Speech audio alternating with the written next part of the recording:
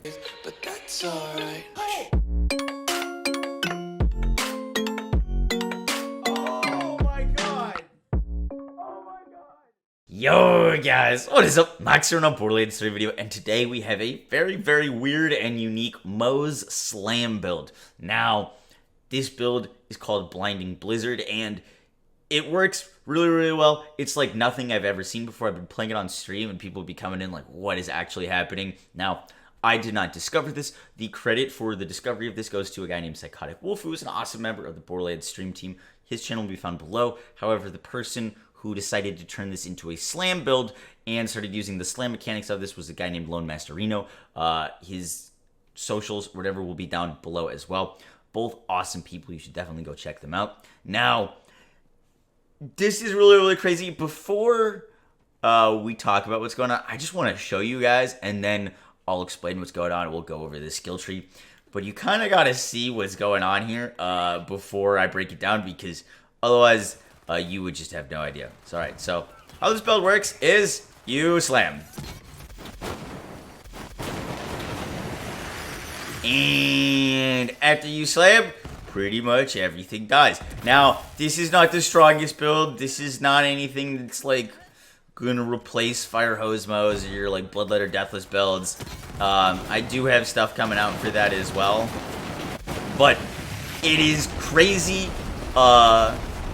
It's absurd. It may break your console. And it is so ridiculous and so much fun to play that I wanted to show it off for you guys. But yeah, all you gotta do is slam. Slam and run around. Now, if you wanted to use guns with this, you totally could. You could totally shoot your weapons. You don't really need to, but yeah, that is what your gameplay will look like.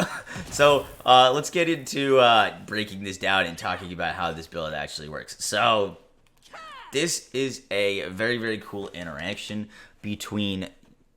For this build to work, you need a few things. The first thing that you absolutely need is this frozen snowshoe, or a snowshoe shield. The next thing that you absolutely need is a bloodletter, and the last thing that you absolutely need is a spark plug.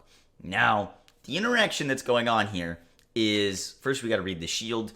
The frozen snowshoe, sliding into enemies, drains all shields and deals up to 10,000 damage bonus CRYO. Based on current shield strength, 30% of Nova damage is returned as health. So, when we slide, we're going to break our shield, do a CRYO Nova, and then 30% of that Nova is going to be returned to us as health.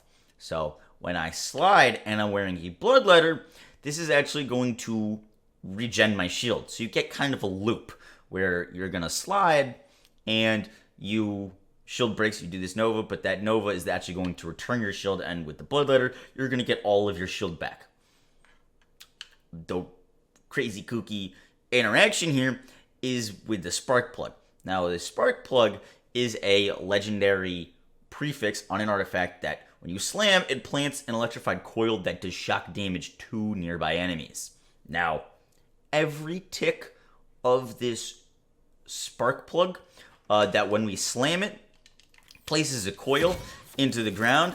Now, this coil will do constant ticks on enemies nearby, and those constant ticks, every single one of them counts as a slide.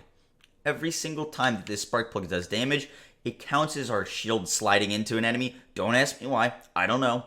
But every time that this spark plug does damage to an enemy, it's going to trigger our frozen snowshoe Nova. Now, we're getting our Novas spammed out like crazy. You're going to be getting tons and tons of crazy Novas.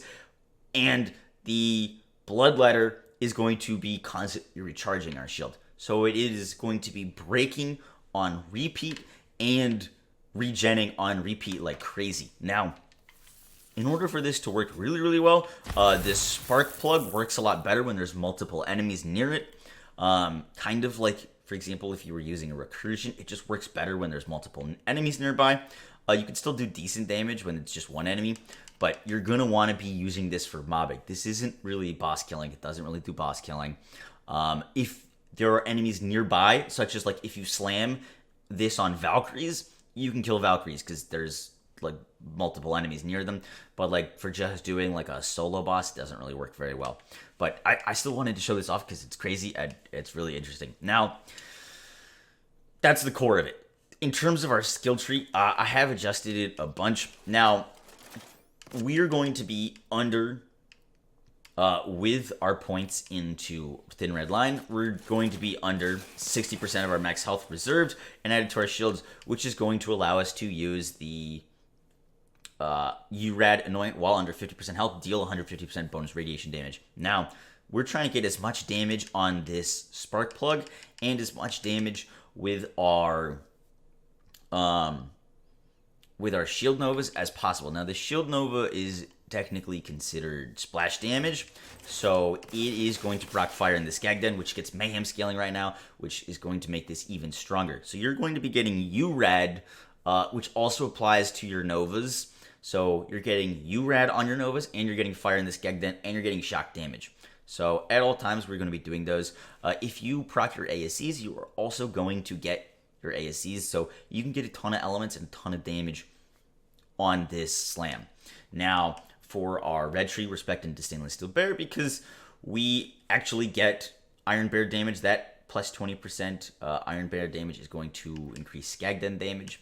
We're going Means of Destruction. The main things here is I didn't spec this like a gun build. I just spec'd it like a slam build. So Toward Cross Promotion is the biggest pickup here for that splash damage. We did grab Vampire and pull the Holy Pin when you throw your grenades, but you don't need to throw grenades if you don't want to. This splash damage is going to be really nice, and Fire in the Skag Den is going to be really nice. Next up, we are in the red tree. Now, you don't really need points of Drowning in Breast. If you wanted to put more, you could, but we're not really using our guns. The main thing here that we want is Thin Red Line, Flat Off Ingenuity, because the shield, the higher the capacity of the shield, when it breaks, the more damage it's going to do. So, based on current shield strength, we want bigger shields, more damage, and that is why we're going 10 out of 5 into Fairly's Doctrine. Now, you do not want more points into Thin Red Line here because our shield is going to be depleting. If you are using 0 health, if you are at 1 health, you are just going to pretty much die. So you do want some health there. You don't want any points into Thin Red Line.